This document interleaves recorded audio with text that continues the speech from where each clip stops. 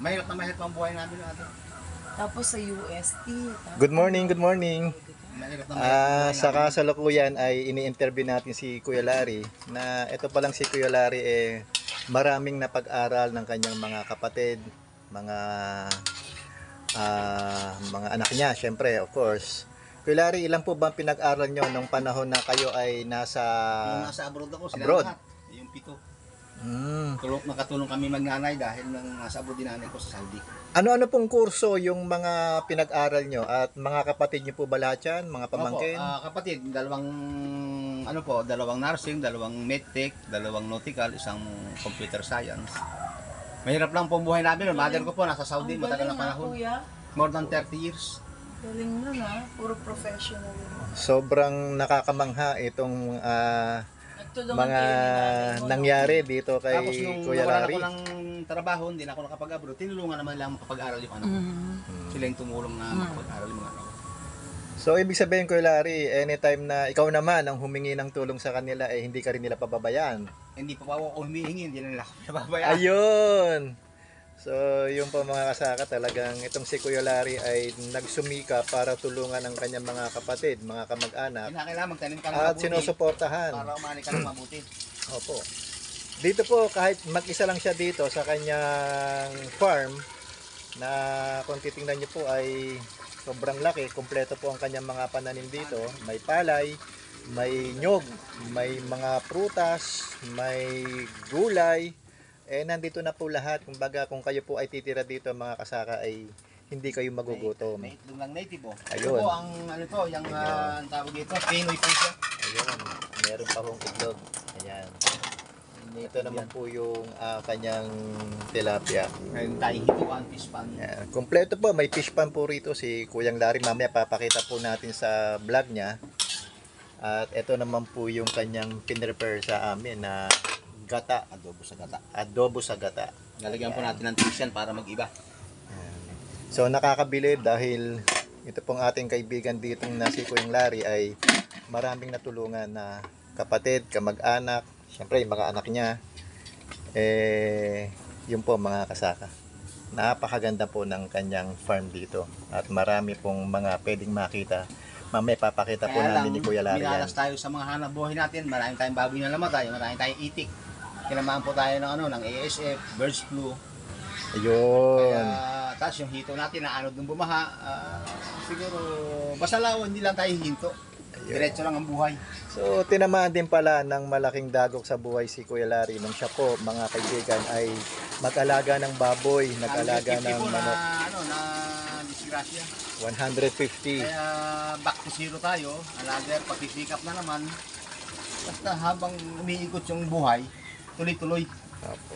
Ang maganda naman po dito mga kasaka, si Kuya Larry ay hindi humihinto. Ibig sabihin, ano man ang mangyari sa kanyang mga alaga at siya ay nalugi, di sa sipag naman po niya ay tuloy-tuloy po ang kanyang Pag huminto po tayo, pagsisikap. wala pong pag-asa. Wala yung darating.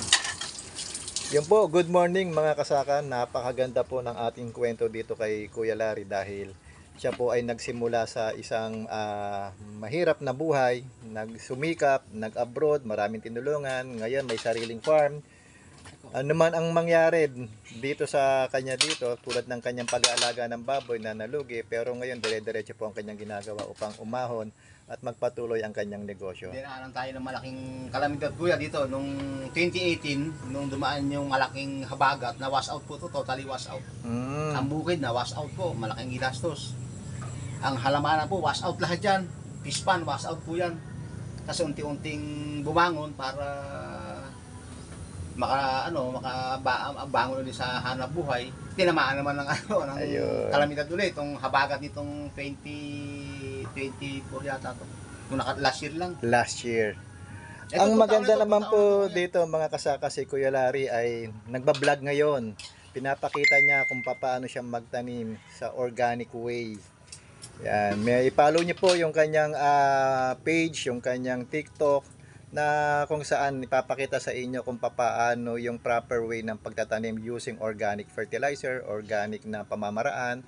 At yung mga technology, yung paggawa ng kanyang iba't ibang klaseng, meron gumagawa po siya rito ng mga iba't ibang klaseng organic. Concoction kuya. Ayun. Mga fish amino acid, fermented plant juice, fermented fruit juice. Natulungan po tayo ng ETI kuya. Opo. Na nakapag-aral kaya hindi diretso-diretso ko dahil kasi nung maganda sa isang magsasaka, kung ano yung maganda, siya mong gawin. Huwag yung pangit siya mo pa rin pagkapatuloy. Ayun.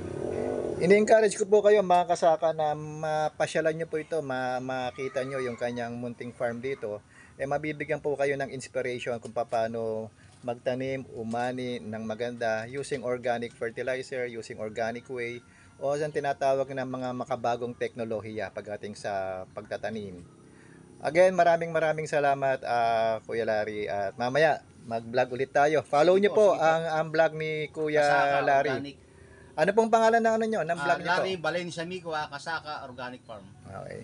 So may Facebook page po kayo, tsaka Meron TikTok. Meron po. Okay. Sa Facebook. I-like and follow, i-share po natin ang vlog ni Kuya Larry at marami po kayong matututunan. Araw-araw po may mga iba't ibang ginagawa po siya para ituro po sa inyo. Magandang umaga po. Mga sakit na mahirap gamutin, may pamamaraan naman po yan. Okay. Nakita naman nila yung mga upo ko, mga halaman ko na nangungulot, nasisira. Nakita po natin yan. Using our mga kuya, yung mga dala nyo sa akin na mga Opo, na-witness po organic. natin yan na napakaganda po ng resulta ng inyong mga pananim. Ayun. So mamaya mag-vlog po ulit tayo kay Larry. Sige po. Thank you. Salamat po, salamat.